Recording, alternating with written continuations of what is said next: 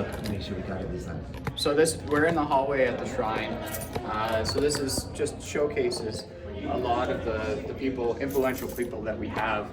And these are called our potentates. So the people that basically ran this organization.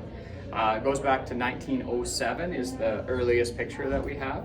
But as you can see, this side is going to be the potentates. So those are the people that ran the shrine. And on the other side, you're gonna see queens, and those are the daughters of the Nile. But if you come with me, just come on, show you. Just keeps on going.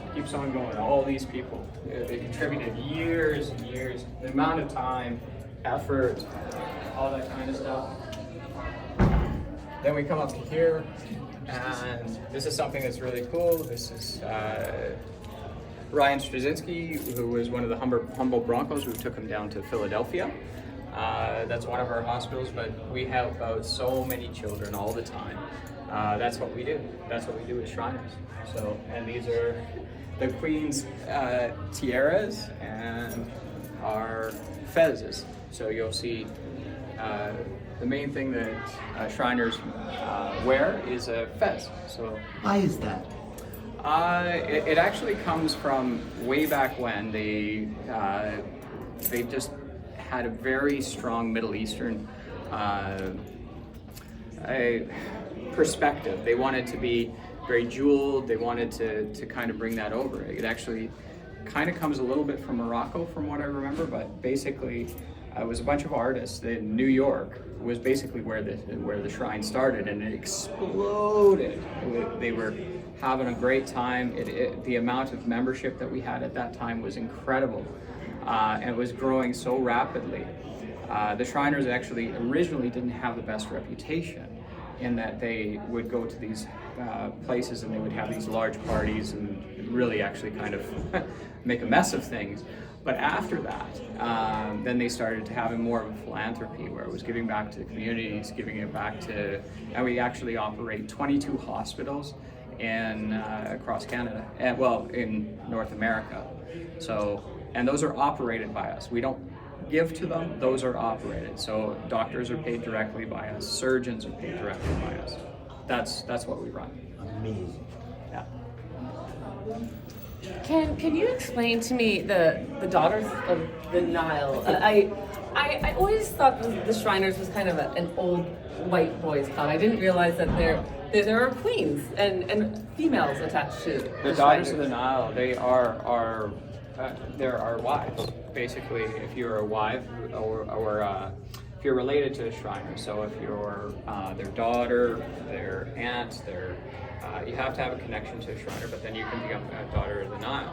And if you're part of the Daughters of the Nile, they give so much to our communities. And if you go to the Shriners Hospital, that's a picture of the Shriners Hospital in Montreal.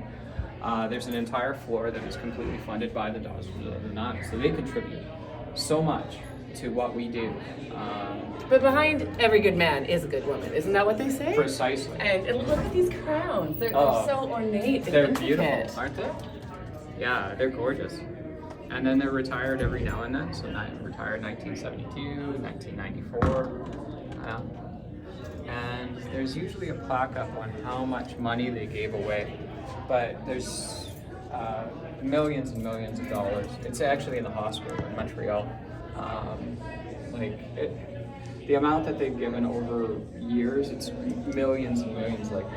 I really don't want to quote you an exact amount, but I certainly. Of course, it was so many years. It's hard to. Everyone knows that when they see that hat, they give thanks, because all the Shriners have done is do good. That's all they've ever done. I've had fathers come up to me and just give me a big hug, and I'm like, well, what the heck? And they're like, I saw your Masonic ring. I saw that you were a Shriner, and they're just breaking down. It's like, is that you, my son? You're tearing up. It's hard. Dude, I hear you. It's I hear hard. you, because And I'm really learning that the Shriners, they are the most humble underground organization, and why you're shrouded in mystery is because the organization does not spend money on marketing. You put all the money and the funds into people, to community investment and to people, and that's where you don't waste your time explaining and marketing who you are, because you're so devoted to community, and it's so cool. But that's a big part of us, is we can't market. That's part of what we do, is we don't market. Because you're just the good guys. You don't need to market when you're the good guys. Yeah, it's You just do. You're just the doers. you do it. We do it, and we'll give to a patient. We make sure that it's right. They're healed. Everything's fine, and then we fade back. It's just like there'll be a member in your community, and you won't know, but then the Shriners come in. And we have an amazing hospital here in Calgary, an incredible hospital. The Shriners has 22 of those, and you pay no expenses. We take you, you're picked up, we take you to the hospital, we make sure that you get the care that you need, we bring you back to your community. You take the and away special you go. cases from what I've heard. You take the special cases and you make sure that that child is cared for. They're transported. 100%. They get that specialty care that they need. You follow along in their medical health journey. And Exactly. So it's the exceptional cases, and what we've got here is incredible. But what we do as Shriners is it just takes that extra little bit. Those few people that fall through the cracks, that's what Shriners are, and we have the expertise to do it. We have 22 hospitals. 22 hospitals. And is there any sort of specific medical that you specialize in?